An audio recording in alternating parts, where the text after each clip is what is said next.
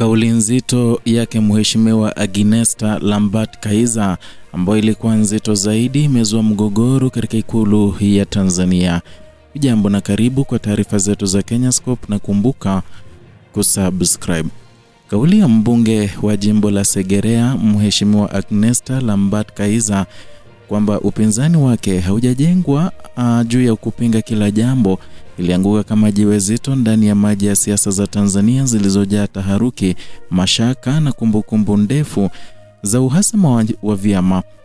Ndani ya mazingira ambayo upinzani mara nyingi huchukuliwa kama tishio la kudhibitiwa, ni sauti ya kusikilizwa. Tamko hilo lilivunja matarajio ya kawaida. Lilichochea mjadala mkali, si kwa sababu lilikuwa kali, bali kwa sababu lilikuwa laini katika mfumo unaotumia ukali kama lugha kuu ya mamlaka. Tamko hilo lilitolewa mbele ya mwenye viti wa serikali za mitaa, wengi wao wakitoka chama tawala cha Mapinduzi, katika kikao cha ndani ya jimbo la Segerea. Mazingira yenyewe yalikuwa ya kipekee. Kwa miaka mingi, majukwaa kama hayo yamekuwa kitenganishwa kwa misingi ya vyama, hofu na itifaki zisizoandikwa. Hapa mbunge wa upinzani alisimama na kuweka bayana msimamo wa siasa zinazotanguliza maendeleo ya wananchi badala ya ushindi wa hoja za vyama. Ndani ya sekunde chache kauli hiyo ilivuka ukumbi na kuingia mtandaoni, ikisomwa na mitazamo miwili mikali: matumaini mapya au kusalimu amri kisiasa. Na ili kuelewa uzito wa kauli hii, ni lazima kuirejesha katika muktadha mpana wa historia za upinzani wa nchi.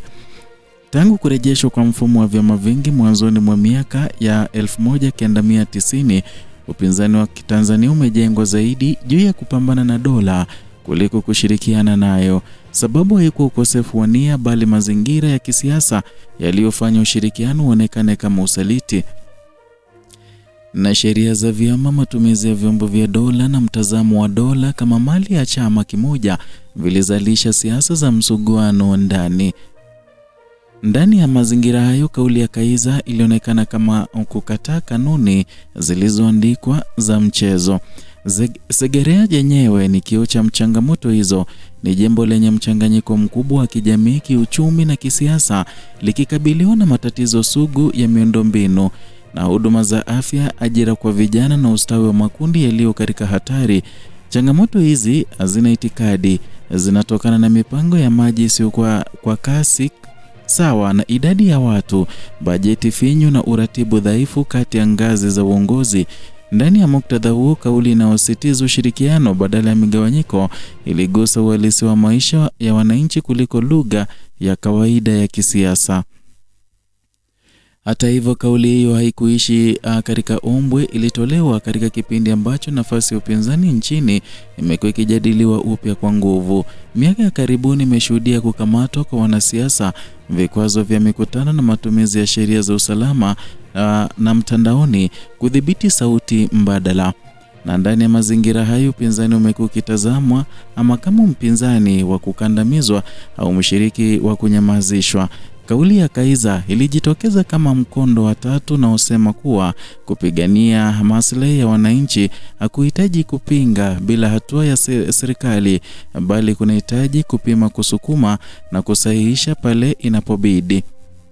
Msingi wa hoja yake uliweka mkazo katika dhana kwamba maendeleo yana chama, na hii ni kauli yenye mvutano ama mvuto mkubwa kwa wananchi, lakini pia ni kauli yenye hatari kubwa kisiasa.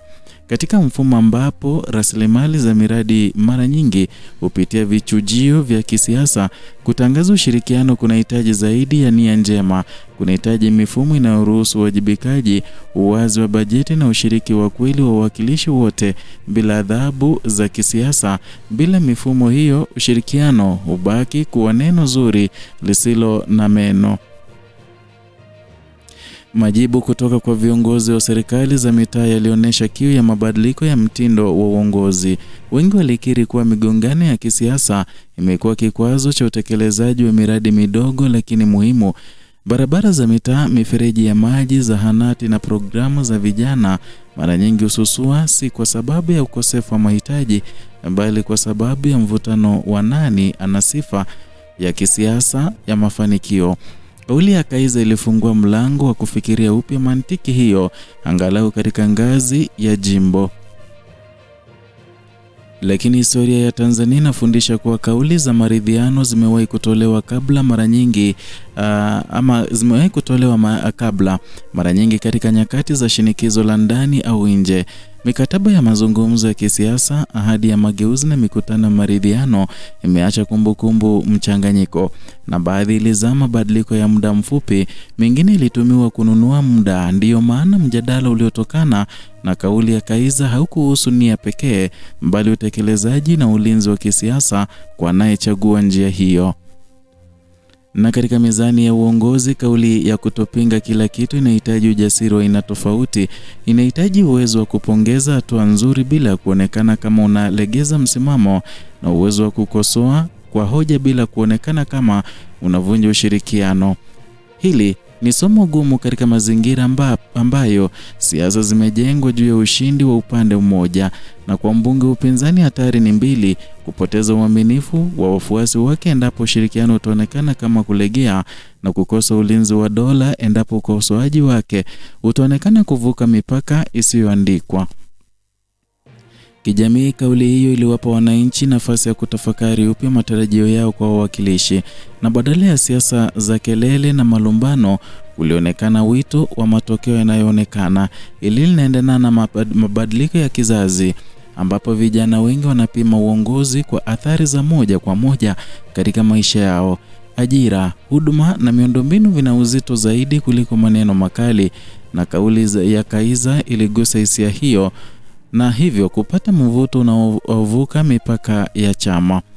Hata hivyo, kauli ipi ilifunua udhaifu wa mfumo wa uwajibikaji pale ambapo maendeleo yanategemea ushirikiano wa hiari badala ya haki ya kikatiba ya uwakilishi sawa.